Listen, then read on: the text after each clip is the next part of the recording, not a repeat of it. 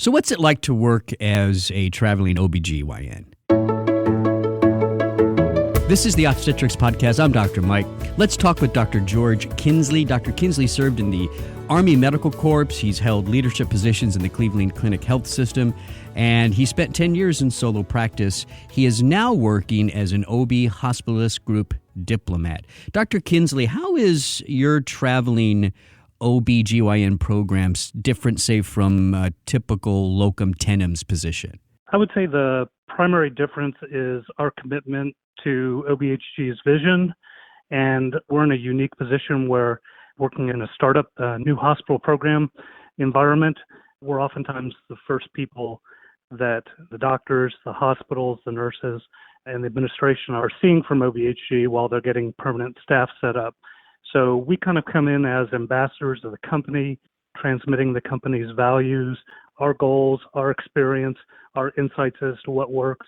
Locum tenens, they come in, they fill a spot. They're technically, by definition, a placeholder. They just come in and work a shift, but their commitment is not necessarily to the long-term success of an OBHG program. So I think the biggest difference is just we come in with a broader vision of what we're trying to accomplish and trying to impart some early success to a program.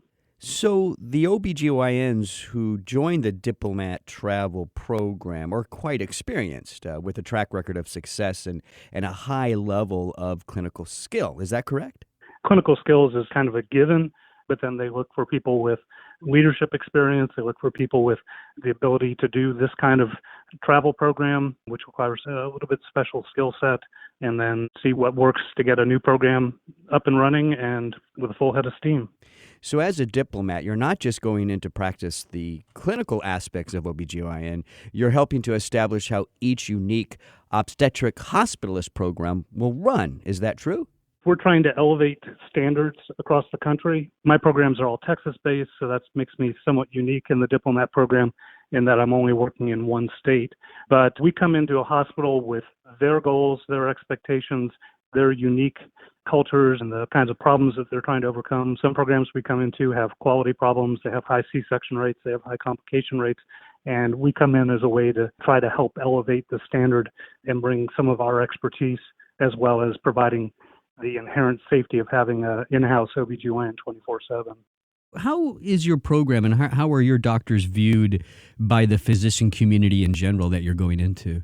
It's kind of a varied mix. At first, a lot of community physicians aren't sure what our motives and our goals are. So some see that, we're going to come in and we're going to somehow be a threat because none of us have private practices. We're not able to refer patients to ourselves or to colleagues.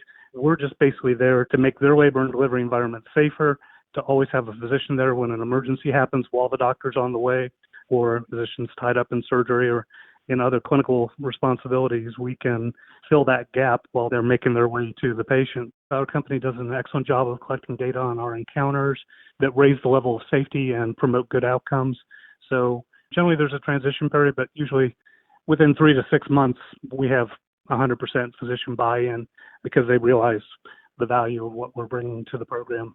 What do you like most about being I guess we can call it a mobile hospitalist? What's the good stuff? And then, of course, Dr. Kinsley, there always is. What's the stuff you'd like to see change?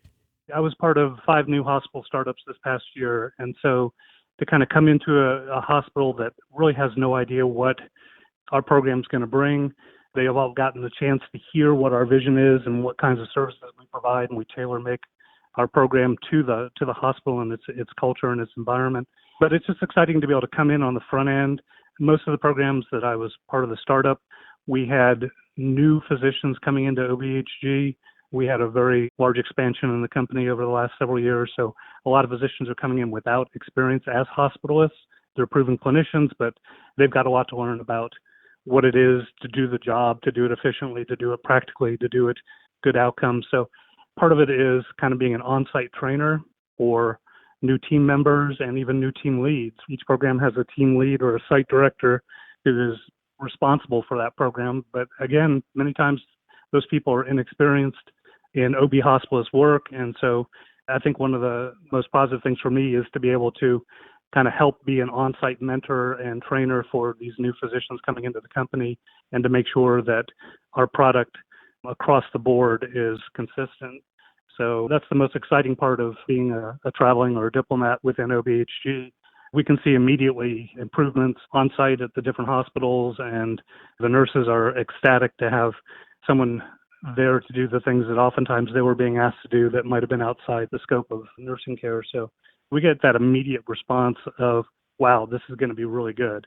The downsides to traveling is you establish very quick relationships with these new hospitals, but it's a relatively short-term contract that you're going to be a part of, because I'm basically there until they get a full complement of staff onboarded, and credentialing processes take 3 to 6 months depending on the hospital. So I might be there at a hospital for 2 months or 3 months or 4 months, but generally it's going to be a limited encounter. And so you develop those relationships quickly, which is a requirement for the job, is to be able to establish rapport very quickly, to establish relationships quickly, to instill trust, and then knowing that you're going to leave. So that's kind of hard. You establish those relationships quickly, and then you know that you're going to move on.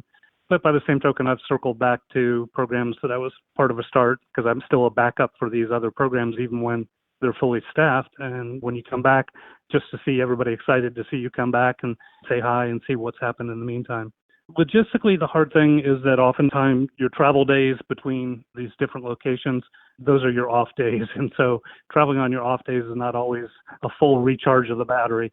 So most of the time when I'm traveling for assignments, I'll go and I'll do 2 or 3 shifts in close order and then travel back home and have a few days off. But sometimes it's a travel day home, and then the next day is a travel out to the next location. Let's talk a little bit about the logistics, because I'm sure there's some physicians listening to this that are interested. Who decides where you're going and how long you stay? Are you involved in that decision, or is this made at more of an administrative level in the company?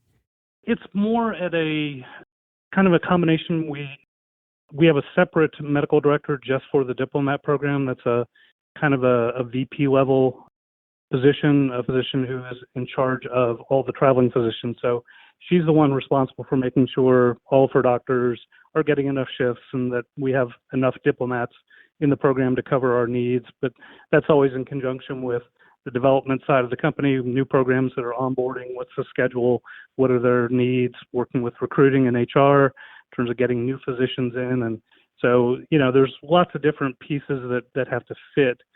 And so, I'll be contacted and say, hey, we're going to have a need at this hospital in this city. We'd like to go ahead and start credentialing you for that. And as soon as you're credentialed, then we also have a scheduler who has to keep track of how many different places people are at any given time. So lots of moving pieces, but there's a lot going on, right? It sounds like there's a lot to make that happen. And then once we get a program fully staffed and everybody's comfortable and everybody's good and plugged in, then my shift count at that location will go away and I'll get plugged in somewhere else. Do you get to, let's say you've been going from one hospital to the next. You said you're in Texas, right? So yes, sir. Let's say you're from Dallas to Houston to Austin, and there's another assignment for you coming up. Are you allowed to take a break? Is there vacation time built into this? How does that work? We are generally contracted to work a certain number of shifts. We work in a 28-day pay cycle, scheduling cycle. And so, once you've worked your allotted shifts, they can say, hey, do you want to go, can you pick up an extra 1 or 2? We've got a need, and you can say yes or no. But, once you've done your allotted shifts, then the rest of the time is time off. So that's one of the beauties of the hospitalist lifestyle is, you choose how many shifts a month you want to work. And, once you've got those shifts on the schedule, then the rest is time that you can travel or spend time with family or whatever it is you like to do. Right. So which physicians do you think, are best suited for this kind of work? And maybe what are some of the important traits and skills that you think are necessary to succeed in this type of mobile hospitalist system? I would say the biggest one is flexibility. A lot of times when I see new physicians coming into the hospitalist role for the first time, they've spent a lot of time at one particular hospital in one particular setting, one particular way of doing things. And those people oftentimes have a little bit of a rocky start because they're coming into a different environment. Not every hospital operates the same way. Not every unit has the same culture. And so I'd say the biggest requirement is just the ability to come in and realize that things may not be the way that they were done at your primary hospital or the one that you're used to doing, and that there are different ways to do things, and being able to be flexible and adjust your style to the local environment. In the same light, I would say being able to multitask is a huge plus. Some physicians are really focused on one patient at a time, one problem at a time, but our environment is pretty dynamic. There are usually multiple things going on at the same time, and then you're getting called for an emergency, a postpartum hemorrhage on the floor, or a patient has a prolonged deceleration, fetal heart rate deceleration, and you're getting called to come assess the patient while their doctor's on the way, while you've got multiple patients that you're working up in the obstetrical emergency room. So, you have to be able to handle multiple balls in the air at the same time. And some physicians are really good at focusing on one patient and one problem at a time, but that doesn't really work well in the dynamic environment that we find ourselves in. Yeah. And then the other thing, I think being, a people person, being extroverted, being able to communicate, spend time with the nursing staff, the community physicians, talk to them, share a little bit of your story, find out what's going on with them, and developing those relationships is really important. People who come into the program and want to stay in the call room or stay in the obstetrical emergency department and have a few interactions with other people generally don't do as well. So it's a matter of just putting in the extra effort to get to know the people you're working with, to share a little bit, and to find their story. And it's amazing how quickly all of a sudden they're trusting you with their patients. They're trusting you with making sure that their patients get the best outcomes. Right. So you mentioned that you're in Texas. Is that how it is for most diplomats, that they're in a certain state or a region, or are most diplomats potentially going all over the country? I believe I'm the only diplomat that is a single state player. So we had so many new programs in Texas over the past 2 years that they've not required me to apply for licenses in neighboring states or nearby. But most diplomats operate in a multi-state environment. We have some states that only have one program, so you could be at that program, but then for your next assignment, you can be going to a different state. So most of the diplomats, I believe, almost all the other diplomats have multiple state licenses and have programs that take them a little bit further afield. I mean, Texas is a big state. I go from Northeast Texas and Texarkana all the way to El Paso, and those are 14 hours apart by car. So that's true. So Texas is like its own country, right? That's huge. It is big. Yeah. So I'm Houston based, and I worked 9 different programs in 2019. So wow. So you were very busy. You mentioned that. So a lot of the diplomats will have licenses in multiple states. If a physician is interested in this and becoming a diplomat, and they only have one license in the state that they applied for, and that's where they practice, does your program, does the company help them get some more of those multi-state licenses? Is there financial help for that? Is there help trying to pass some of those tests that you got to take? How does that work? Yeah, the company will get you will support financially the process of getting your application. It's up to the individual physician to apply to each individual state and meet the requirements for licensure. But the cost of licensure, your DEA, if a state has a local DEA, which Texas does, you have to, they'll pick up all of those, extraneous costs, and sometimes you have to actually do a in-person interview, and, they pick up that. So they'll help facilitate. The physician still has to do the legwork of making the actual application to a second or a third or a fourth state. But, they have credentialing people that constantly are working with the different hospitals in terms of all the credentialing process. So they let you know, hey, this is what we need, and you give them that document, and then they've got that on file for the next hospital or the next state. So they gotcha. Okay, so the company does help with a lot of that administrative and financial burden that we know happens when you're trying to get other licenses. What if there's a diplomat who's doing this, traveling around, and then they get into a hospital or a program that they really like, and maybe they want to stay and settle down in one place. What happens then? They would make that interest known. Each hospital has got a medical director assigned to it, and then they would also work with the medical director over the diplomat program, and they would express an interest, and if there's an availability, if there's still an unfilled slot, certainly they would be a candidate.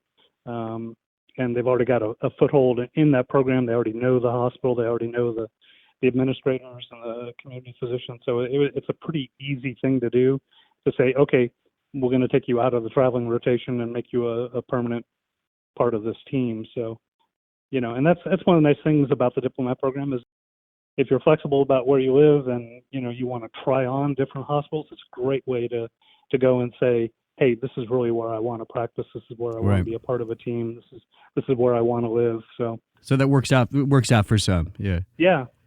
So the diplomat program is a nice way to kind of to go on and try on different programs and see what's a good fit. Dr. Kinsley, in summary, what would you like other physicians to know about working as an OB hospitalist group diplomat? It's an exciting and dynamic way to practice, as opposed to just being at one hospital in private practice where your environment doesn't change. This gives you a chance to be part of the growth of this company and to be a part of the vision of the company and to really be a part of making labor and delivery safer across the country. So it's a very exciting and dynamic way to practice. Every day is different. In 1 week, I was in 4 different hospitals. So, you just never know. Your schedule is going to be a little bit unusual. When I first joined OBHG, I was at one hospital, and I was at that same hospital for over 2 years, and I worked with the same players and the same docs and the same nurses and same administrators, and I knew what my schedule was going to be. I was going to do 2 shifts a week, and it was pretty set. The traveling part with the company is a completely different environment. You're jumping from site to site, different electronic medical records to the next. You have to keep very good notes for each hospital about, okay, how do I get into the hospital? What are the codes? What are the what's my password for that EMR? Oh yeah, wait a minute. It's not for everybody, but for me, it's been an interesting transition at this point in my career, and yeah. That's great. That's Dr. George Kinsley. He's an OB hospitalist group diplomat. I want to thank you for checking out this episode of the Obstetrics Podcast. Please visit obhg.com to learn more about the diplomat program. That is obhg.com. I'm Dr. Mike Smith. Thanks for listening.